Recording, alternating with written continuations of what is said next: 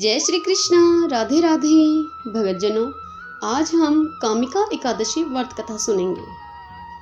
मनुष्य को पुण्य के आचरण से सुख और पाप के आचरण से दुख होता है। संसार का प्रत्येक प्राणी अपने अनुकूल सुख की प्राप्ति और अपने अनुकूल दुख की निवृत्ति चाहता है। मनुष्य की इस परिस्थिति से अवगत त्रिकालज्ञ भगवान ने और उनके भगत ऋषि मुनियों ने वेद पुराण स्मृति और समस्त शास्त्रों को आत्मसात करके मानव के कल्याण के लिए, उसके सुख की प्राप्ति और उसके दुख की निवृत्ति के लिए अनेक ही उपाय कहे हैं। इन्हीं उपायों में से व्रत और उपवास श्रेष्ठ तथा सुगम उपाय हैं। व्रतों के विधान करने वाले अनेक ग्रंथों में व्रत के अनेक अंगों का वर्णन देखने में आता है। उन अंगों का ही विवेचन करने पर दिखाई पड़ता है कि उपवास व्रत का ही एक प्रमुख अंग है। इसीलिए अनेक व्रतों के आचरण काल में उपवास करने का विधान देखा जाता है। भगवान को अति ही प्रिय तथा उनकी प्राप्ति हेतु ऐसा ही एक व्रत है एकादशी व्रत, जिसमें अन्न न ग्रहण करने का व्रत लिया जाता है और अधिक से अधिक समय भगवत स्मरण, चिंतन एवं कीर्तन में लगाया जाता है। और आज हम उसी एकादशी में से एक एकादशी, जिसका नाम कामिका एकादशी है, उसके विषय में चर्चा करेंगे, अर्थात कामिका एकादशी की व्रत कथा सुनेंगे।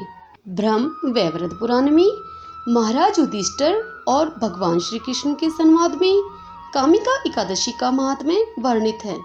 धर्मराज युधिष्ठिर ने कहा कि हे देवकी नंदन, आपने देवशयनी एकादशी और चातुर्मास्य उपवास के गुणों का सविस्तार से वर्णन किया। यह मैंने आनंद पूर्वक सुना।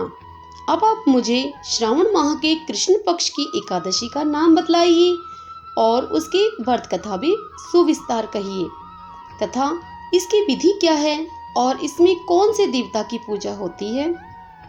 देवकी नंदन ने कहा कि हे धर्मराज, मैं तुम्हें अब यह कथा सुनाता हूँ, अतः तुम ध्यान पूर्वक श्रवण करना। प्राचीन काल में भीष्म पितामह ने यह कथा लोकहित के लिए नारद ऋषि को बतलाई थी। नारद ऋषि ने पूछा कि हे पितामह, आज मैं आपसे श्रावण माह के कृष्ण पक्ष की इस एकादशी उपवास की कथा सुनना चाहता हूँ, अतः अब आप एकादशी की व्रत कथा विधि सहित मुझे सुनाइए। भीष्म पितामह नारद जी के वचनों को सुनकर बोले कि हे ऋषिराज, आपने मुझसे अत्यंत ही सुंदर प्रश्न किया है। अब मैं आपको यह कथा कहता हूँ, अतः एकाग्रचित होकर आप इसका श्रवण करें। श्रावण माह के कृष्ण पक्ष की यह एकादशी कामिका एकादशी कहलाती है। इस कथा के केवल श्रवण मात्र से ही वाजपेय यज्ञ का फल मिलता है। इस उपवास काल में विष्णु भगवान को पूजा जाता है, जो शंख चक्र और गदाधारी हैं। धूप दीप नैवेद्य से श्री भगवान की पूजा की जाती है। इस एकादशी के उपवास से गंगा स्नान के तुल्य फल प्राप्त होता है। सूर्य चंद्र ग्रहण के अवसर पर केदार और कुरुक्षेत्र में स्नान करने से जो फल मिलता है, वही फल श्रद्धा भाव से विष्णु पूजन से प्राप्त होता है।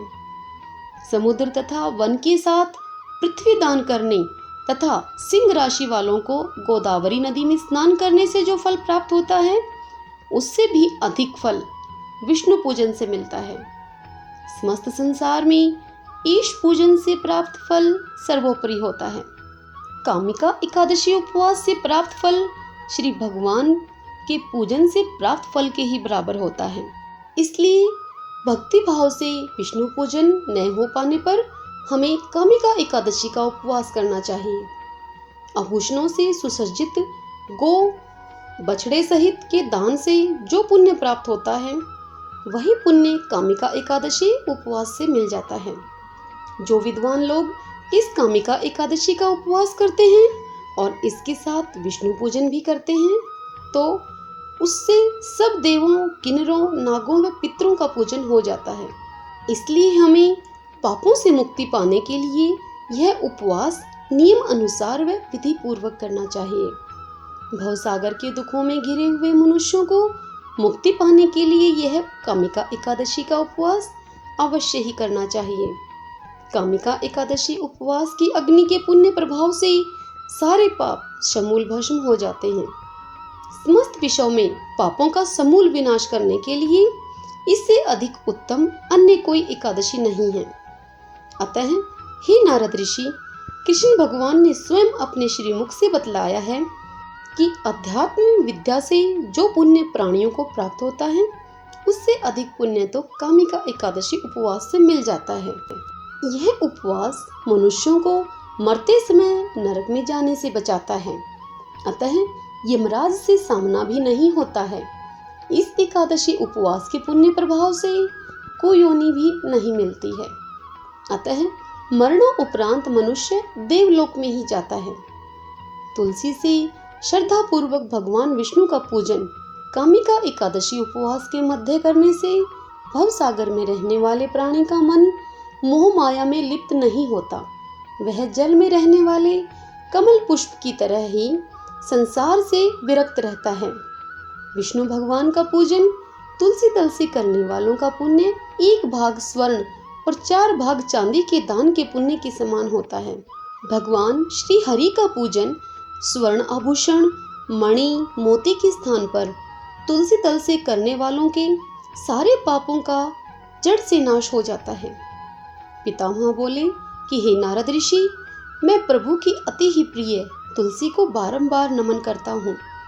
तुलसी के केवल दर्शन मात्र से ही मानव के सब पापों का विनाश हो जाता है और देह से तुलसी के केवल स्पर्श मात्र से ही मनुष्य शुद्ध हो जाता है। तुलसी के जल से स्नान करने से तो प्राणी की समस्त बाधाएं और यातनाएं पूरी तरह समाप्त हो जाती हैं। श्रद्धा पूर्वक भगवान के चरणों में तुलसी जी को जो अर्पण करता है, वह भव सागर से मुक्त हो जाता है।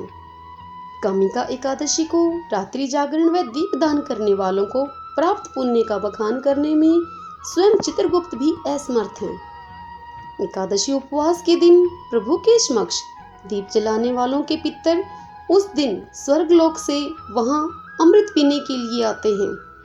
प्रभु के समक्ष जो भक्त घी या तेल का दीपक जलाते हैं, उनको सूर्यलोक में जाने पर हजारों दीपकों की रोशनी प्राप्त होती है। अतः प्रत्येक प्राणी को इस कामिका एकादशी का उपवास अवश्य ही पूरा करना चाहिए। इस उपवास के पुण्य प्रभाव से ब्रह्म हत्या आदि जैसे बड़े बड़े पाप भी जड़ से समाप्त हो जाते हैं। वह प्राणी इस लोक में अनेक प्रकार के सुखों का उपभोग करके अंत में विष्णु लोक को जाता है। इस कामिका एकादशी के महात्म्य के पठन या श्रवण मात्र से भी देवलोक प्राप्त होता है। ओम नमो भगवते वासुदेवाय। ओम नमो भगवते वासुदेवाय। भक्तजनों, यह कामिका एकादशी व्रत कथा यदि आपको सुनना अच्छा लगा है तो वीडियो को लाइक और शेयर कीजिए और कमेंट बॉक्स में भगवान विष्णु की जय अवश्य लिखें। जय श्री कृष्णा। राधे राधे।